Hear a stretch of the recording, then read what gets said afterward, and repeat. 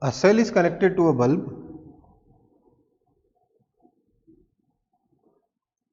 A cell is connected to a bulb which develops a potential difference of 10 volt across it. मतलब bulb जो है 10 volt का potential difference apply करता है on bulb. The ammeter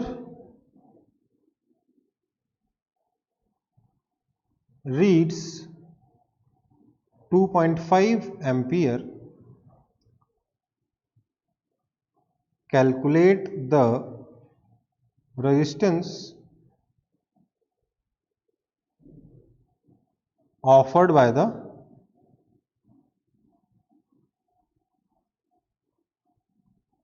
filament of bulb. ठीक है, ये question है.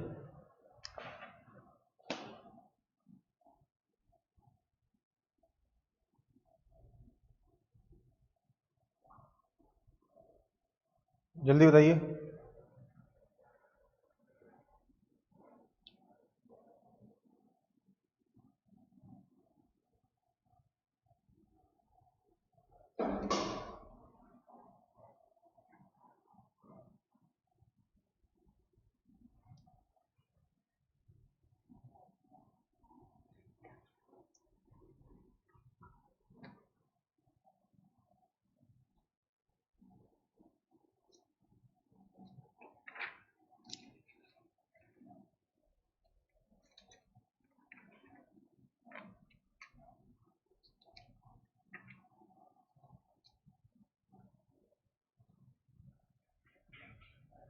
नहीं हुआ? देखिए भैया, क्या करना है.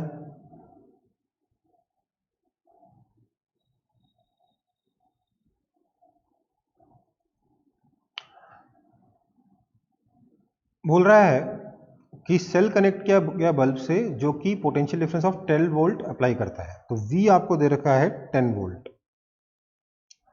और करंट दे रखा है 2.5 एम्पियर. हमें बताना है कि रेजिस्टेंस कितना है.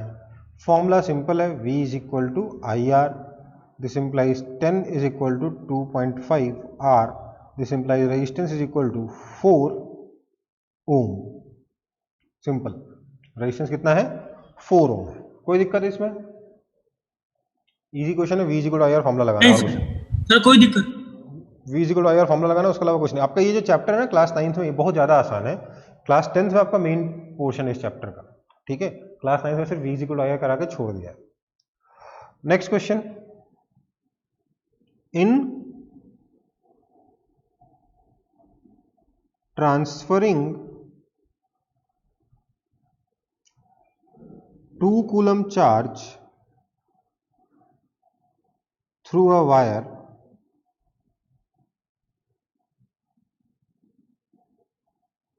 $10 of work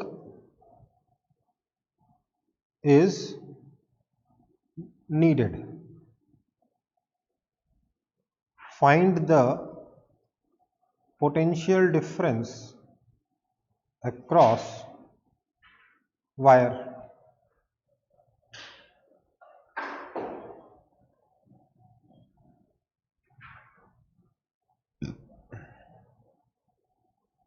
बोलिए.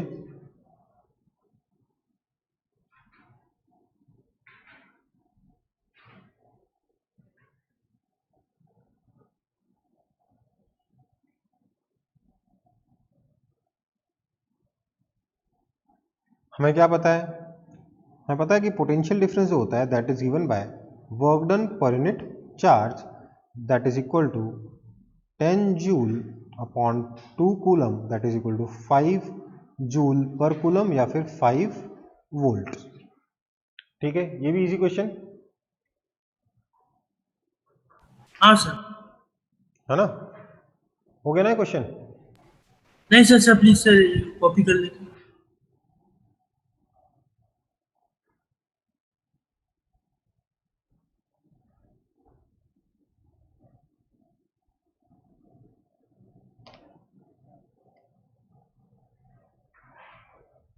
हाँ सर हो गया।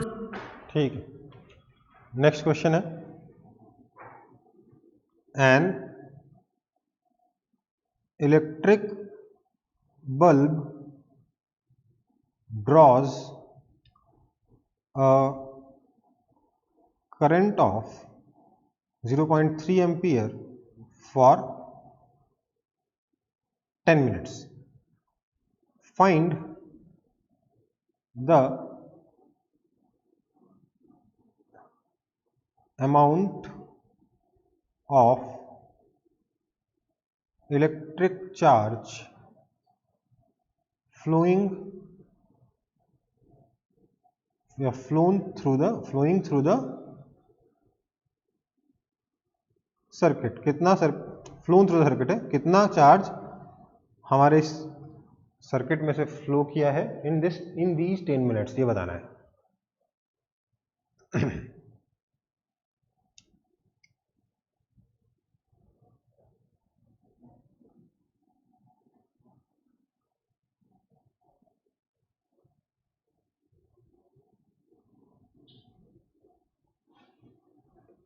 जल्दी से बताएं। हमें क्या पता है बेटा, करंट का फॉर्मूला क्या होता है? करंट होता क्या है? Charge flowing per unit time, यही होता ना। हाँ सर। दिस इंप्लाइज चार्ज कितना हो जाएगा? Current into time. Now current कितना है? 0.3 ampere. So 0.3 ampere into time is 10 minutes. Minutes में डालते हैं क्या हम टाइम कभी? सेकंड में डालते हैं ना। तो 600 seconds, that is equal to 180 ampere second, that is equal to 180 coulomb.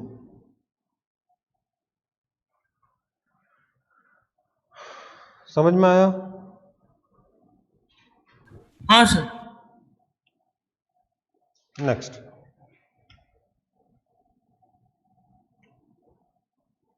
a conductor has 2.4 into 10 to power minus 18 coulomb charge. How many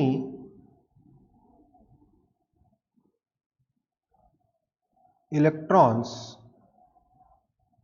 are in excess or short with the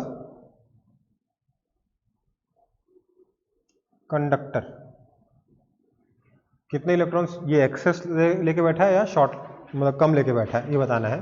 अगर इस पे charge है 2.4 into 10 to power minus 18 coulomb.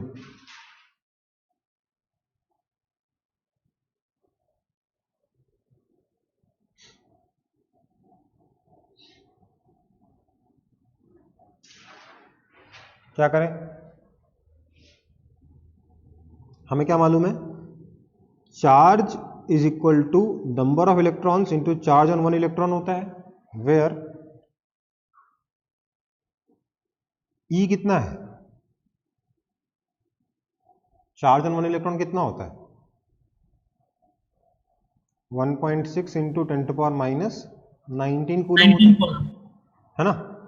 So therefore, according to this question, this charge 2.4 into 10 to power minus 18 is equal to n times 1.6 into 10 to power minus 19, which implies n is equal to 2.4 into 10 to power minus 18 upon 1.6 into 10 to power minus 19, that is equal to 240 by 16, that is equal to 15।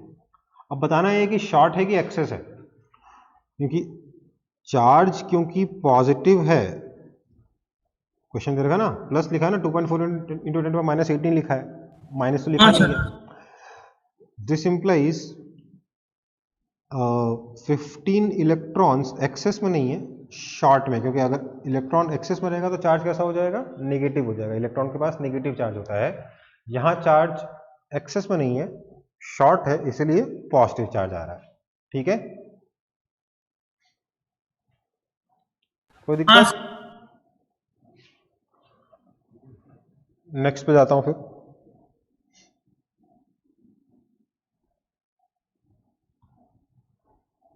Question है 6 milli ampere is passing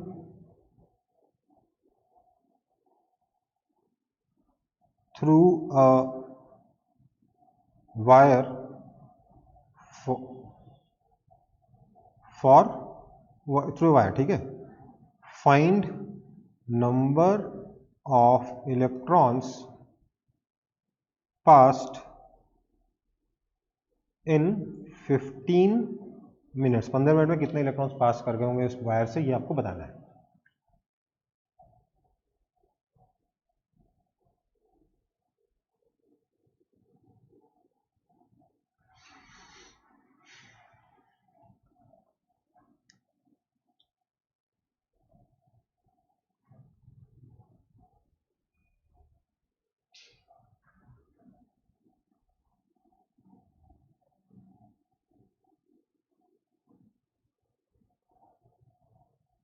बताइए तो।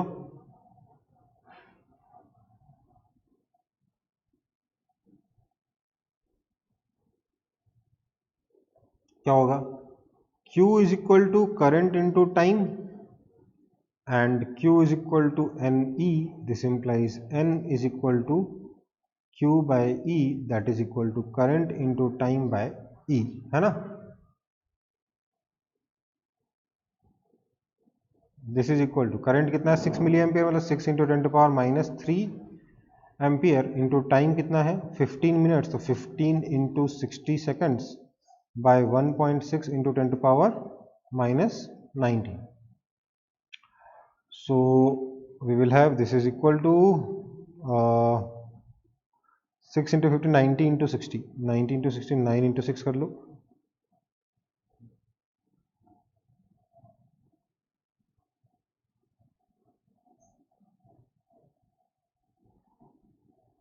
that is equal to 18 upon 1.6 into 10 to power 18, that is equal to 11.25 into 10 to power 18.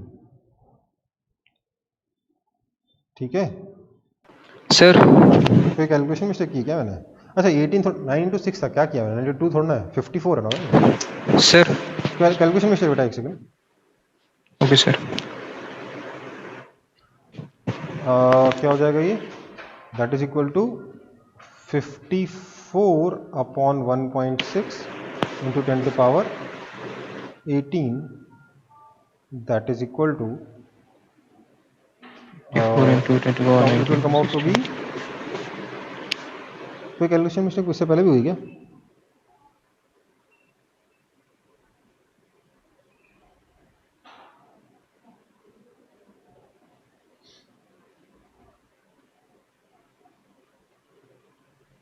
Five 41 3.3 into 10 to power 18 sir. Sir नहीं आ रहा ना, 3.10 to 19 आएगा, 3.325 into 10 to yes power sir. 19 आ रहा है। ठीक है सर एक चीज़ पूछना, बोलिए। सर यहाँ पे आपकी sir 6 into 10 to power -3, sir ये समझे ये सर मिली एम्पेयर का होता है सर। सर लेकिन यहाँ पे तो ये भी दिया है सर 1 एम्पेयर में 6.25 into 10 to power 18 electrons 1 second में पास होता है सर, तो उस रेट का इस्तेमाल नहीं कर सकते थे इधर? उससे भी कर सकते थे, लेकिन आपकी चॉइस है, उस वैसे करना चाहते हैं वैसे करो, ओके ऐसे सर, करना ओके चाहते हैं। सर, ओके ठीक है सर। चलो आगे बढ़े। ये मेरे को लग रहा है कैलकुलेशन में कुछ गड़बड़ है, चेक कर लेना, ठीक है ना, कहीं ना कहीं कोई गलती कर रहा है, ऐसा लग रहा है। आगे बढ़ूं? हाँ सर। हाँ सर, हाँ sir.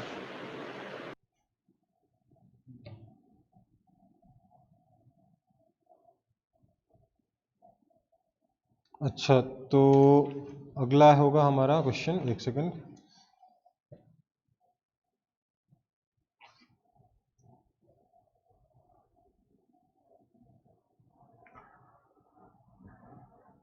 Calculate the work done in moving a charge, work done in moving a charge of 5 coulomb from a point at 200 volt to a point at 250 volt is कितना होगा?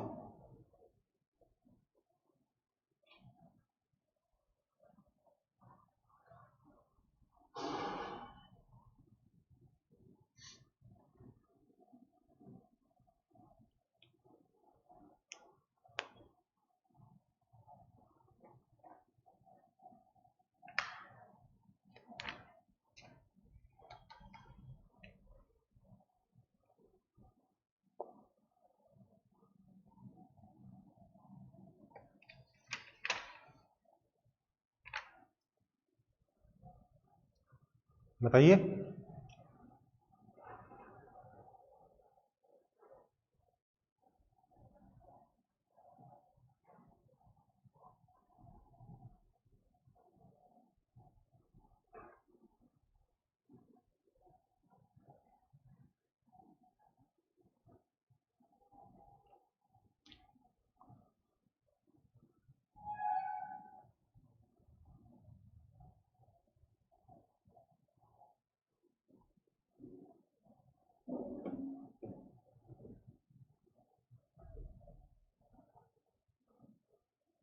तो 250 होगा। हम्म 250। हाँ, 250 कैसे हो जाएगा? Work done is equal to Q into delta V, that is equal to 5 coulomb into delta V कितना? 200 से 250 गए तो 50 वोल्ट, दैट इज हाँ इक्वल सर। To 250 joules. ठीक है। हाँ सर।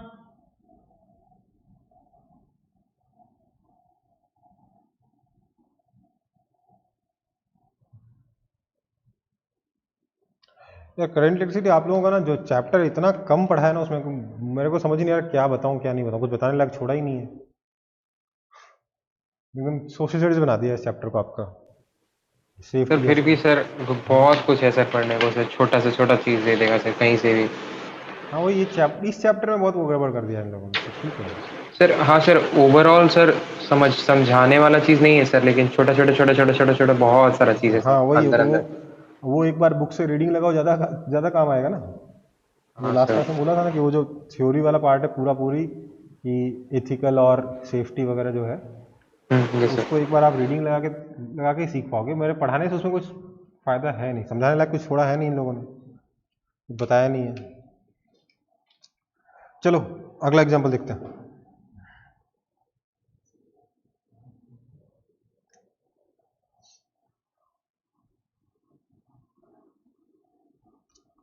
अ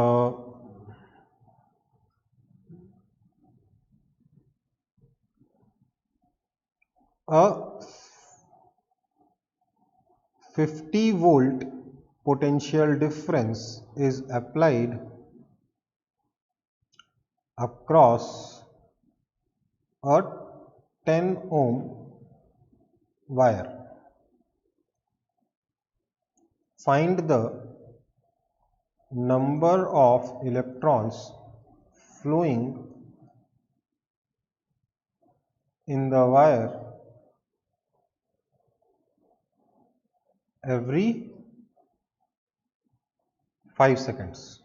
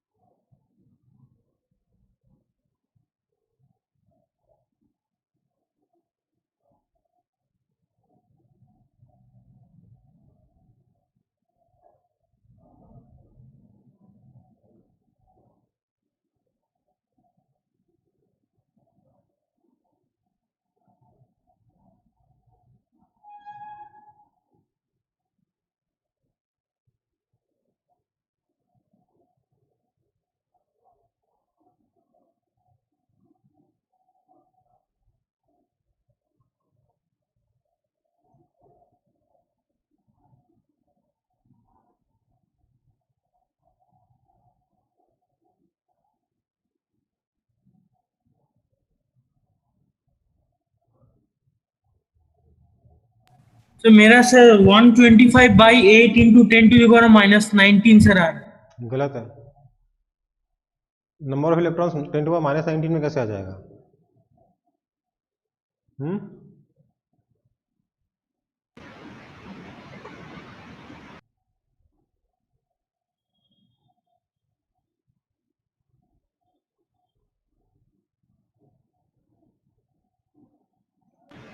सर ये number of electrons the current actually calculate किया होगा sir, potential difference by resistance.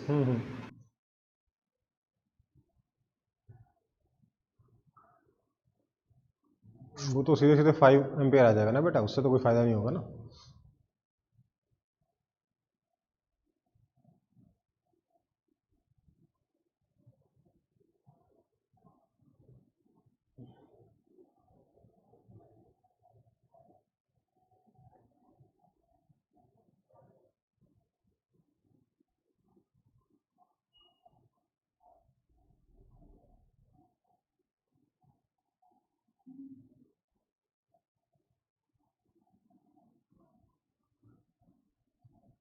Clear है ये?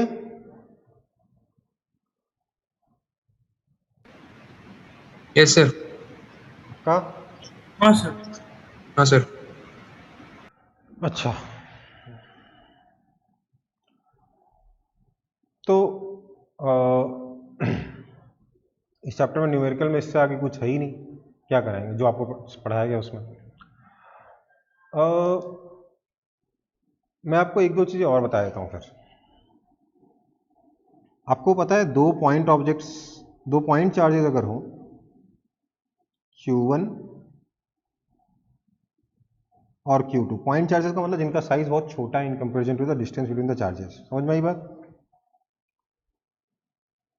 दोनों के बीच में डिस्टेंस अगर r है तो ये दोनों चार्जेस एक दूसरे को रिपेल करेंगे कि अट्रैक्ट करेंगे?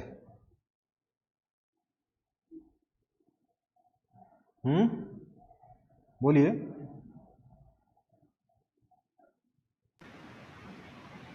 ये दोनों चार्जेस एक दूसरे को रिपेल करेंगे या अट्रैक्ट करेंगे? सर दोनों पॉजिटिव है या नेगेटिव है सर? सर बिल्कुल सही बात है, हमें पूछना चाहिए सर दोनों का चार्ज का साइन तो बताइए कि कौन पॉजिटिव है कौन नेगेटिव है, तब तो बताऊं अट्रैक्शन होगा कि रिपल्शन होगा, है ना। हाँ पर जब हम फॉर्मूला बना रहे हैं, मैं फॉर्मूले की बात कर रहा हूँ यहाँ पे, तो हम एज्यूम करेंगे कि चार्जेस दोनों पॉजिटिव, उसका चेक करेंगे कि नेगेटिव चार्जेस पे भी वो काम करेगा फॉर्मूला कि नहीं करेगा, ठीक है। तो हमने देखा कि लेट से दोनों चार्जेस पॉजिटिव है तो दोनों एक दूसरे को रिपेल करेंगे। हाँ सर, रिपल्शन होगा। ये रिपल्शन का जो फोर्स है F, this force F is given by K Q1 Q2 by R square. जैसे ग्रेविटेशनल फोर्स था ना G m1 m2 bye R square, वैसे ही फोर्स ग्रेविटेशनल ये वाला फोर्स क्या है K Q1 Q2 by R square. समझ में आई बात? हाँ सर।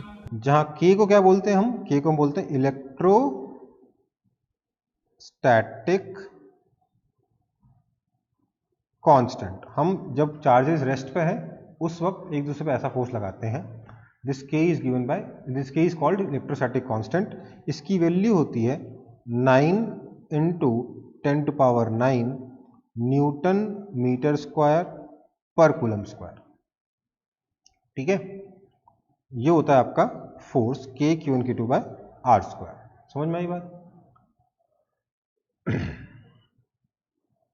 ठीक है। अच्छा मुझे एक चीज बताओ, आप लोगों ने मोल कॉन्सेप्ट पढ़ा है? नहीं सर, एक छोटा सा कल ही दिया था सर, ओके एवोगाड्रोस नंबर के बारे में सर। ठीक है, तो छोड़िए फिर इसे। अच्छा, तो फोर्स कितना है? K Q1 Q2 by R square, ठीक है। अच्छा, तो मुझे एक बात बताइए, मेरे पास दो चार्जेस हैं लेट्स से मेरे पास दो चार्जेस हैं, this is Q1, this is Q2। दोनों के बीच में डिस्टेंस दे रखा है आपको 1 मीटर, और बोल रखा है कि Q1 is equal to Q2 is equal to 2 metre. तो फोर्स कितना होगा कैलकुलेट करिए तो जल्दी से। सॉरी 2 कूलम, 2 मीटर नहीं 2 coulomb.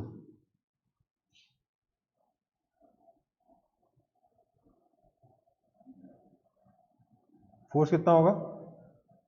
Sir 36 into 10 to the power 9. 9 into 10 to power 9 into 2 का स्क्वायर अपॉन 1 का square, that is equal to Yes, sir. 3.6 इंटू 10 टू पावर 10 न्यूटन। हाँ ये सर, फोर्स न्यूटन। ये फोर्स कैसा है, छोटा है कि बड़ा है? तो बड़ा ही है सर। बहुत बड़ा है ना?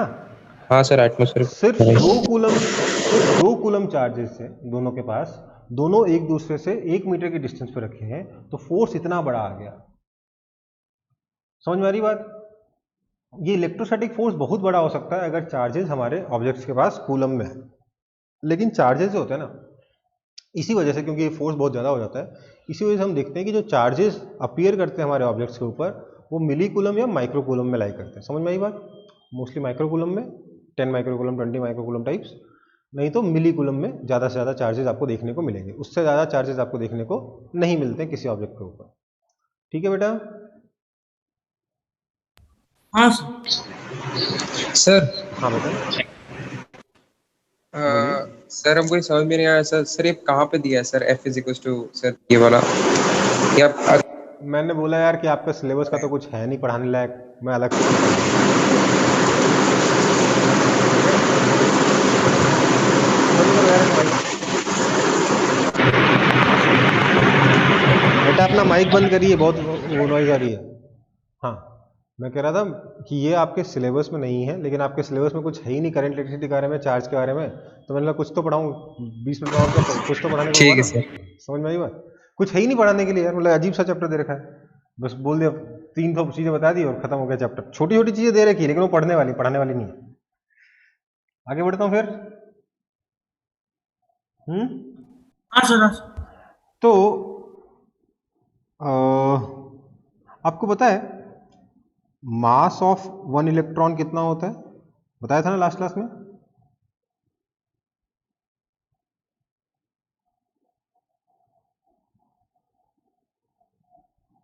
पता ही बात?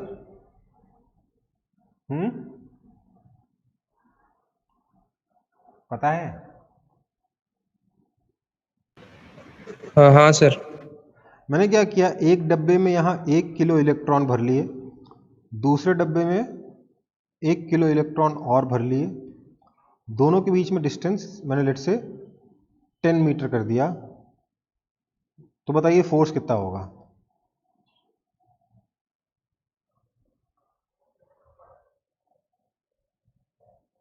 रफ कैलकुलेशन करनी, एग्जैक्ट कैलकुलेशन की जरूरत नहीं है।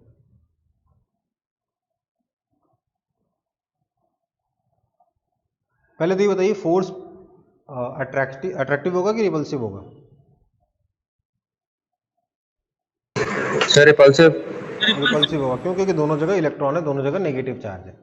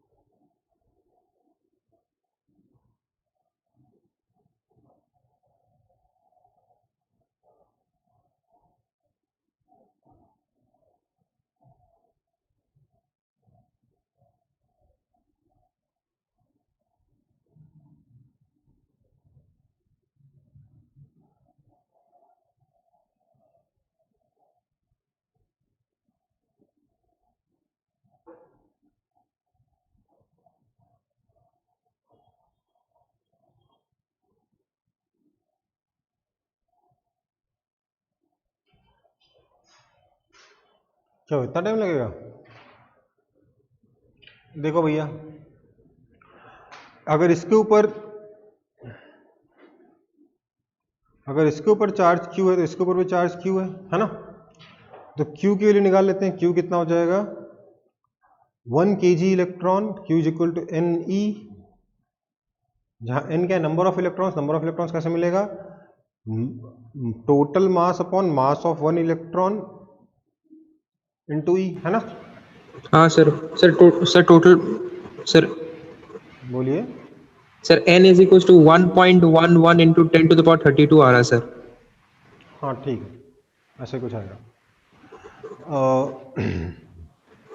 तो ये आ जाएगा 1 kg upon mass of electron आ जाएगा 9.1 into 10 to power minus 31 into 1.6 into 10 to power minus 90, ठीक है। ये क्यों हो गया।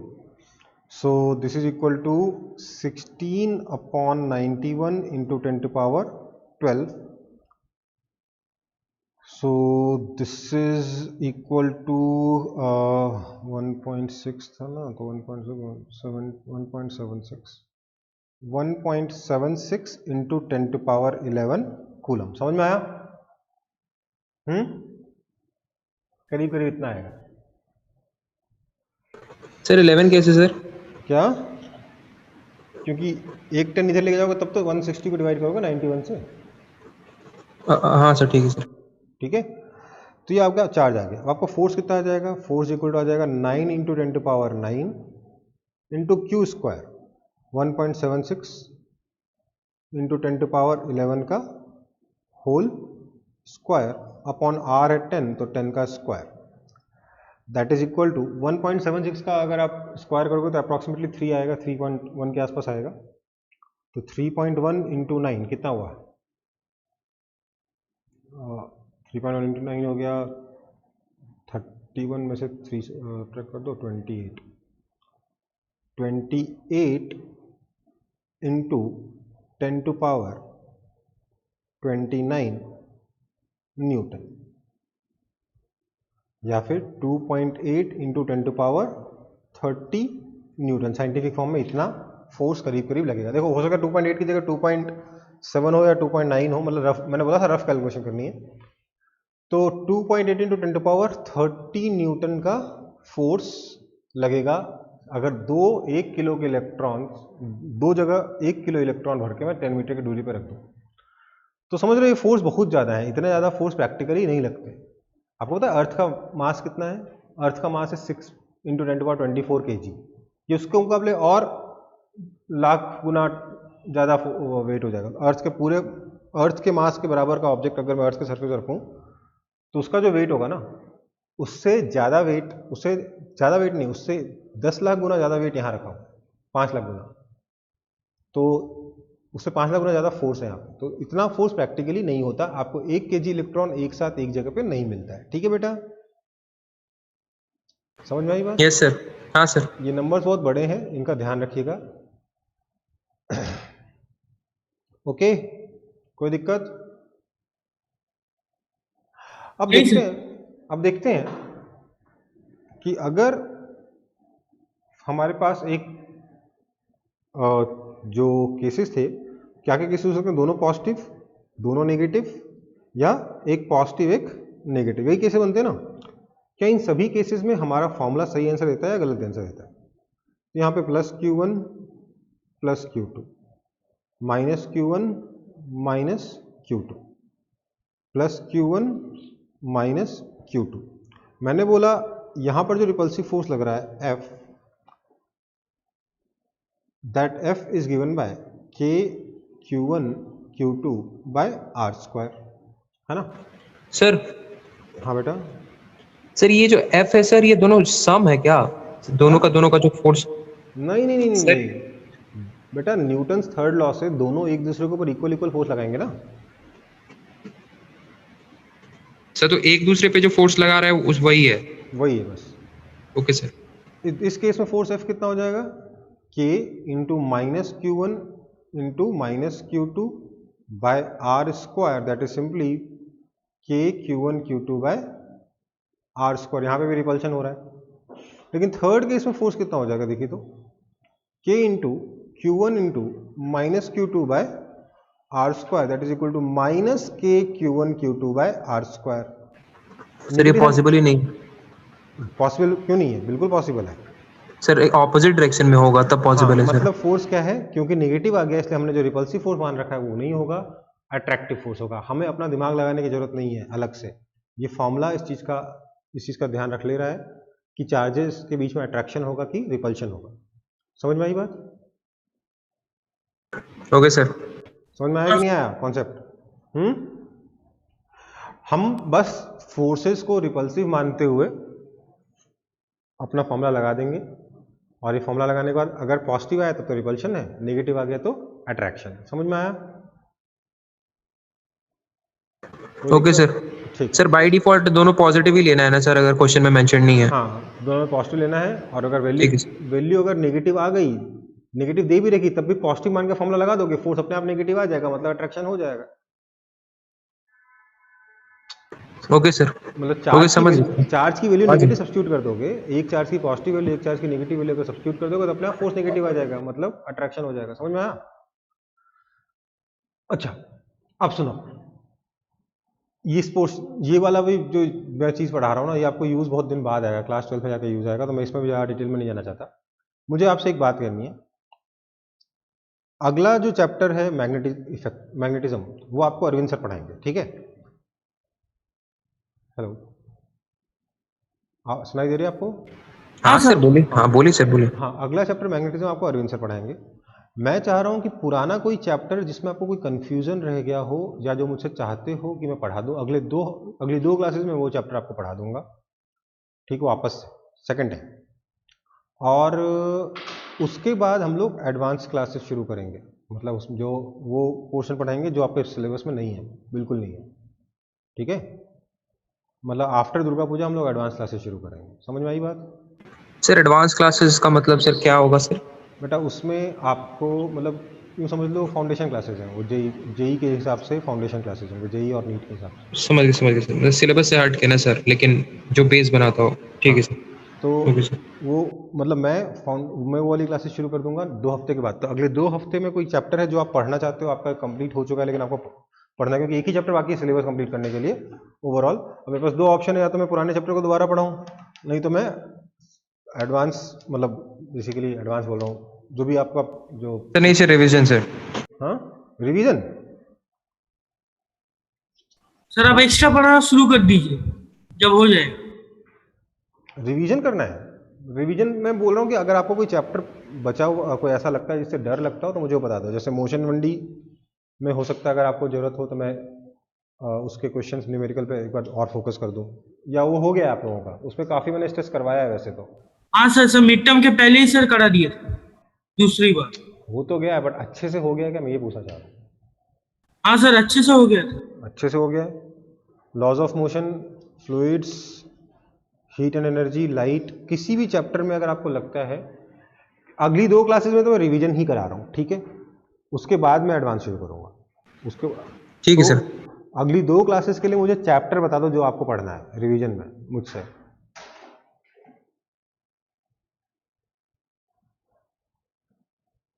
Okay sir. Okay sir. बता दो। अच्छा ठीक है, सोच के अगली क्लास में बता देना, ठीक है? हाँ सर ठीक है सर। ठीक है, सोच के अगली क्लास में बता तो देना। प्रेशर इन फ्लूइड्स और atmospheric pressure. Fluids, okay, pressure वो पढ़ा देंगे, उसमें क्या है, वो तो आसान था, ठीक है, वही पढ़ा देंगे। वो आप लोगों को मैंने पढ़ाया था कि अरविंद सर ने पढ़ाया था आप लोगों को बेटा? सर अरविंद सर में पढ़ाया था। अरविंद सर ने पढ़ाया था, ठीक है। मैं फ्लूइड्स एक बार पढ़ा दूंगा, और कोई अगर हो सकता है, क्योंकि रिवीजन होगा थोड़ा फास्ट होगा, तो हो सकता है 2 चैप्टर करा दूँ 2 क्लास में, इसलिए अगर कोई और भी चैप्टर हो तो मुझे बता देना, ठीक है बेटा? हाँ सर। चलो नेक्स्ट क्लास में मिलते हैं। नेक्स्ट क्लास में अगली 2 क्लासेस में, या जरूरत पड़ी तो 3 क्लास में भी रिवीजन कर सकते हैं हम लोग, और उसके बाद हम लोग एडवांस क्लासेस शुरू कर देंगे, ठीक है बेटा? देखते हैं आपको रिवीजन पसंद आता है कि एडवांस क्लास पसंद आता है, आप लोग डिसाइड कर लेना, ठीक है? चलो okay, bye bye. Okay thank you sir. Thank you बेटा।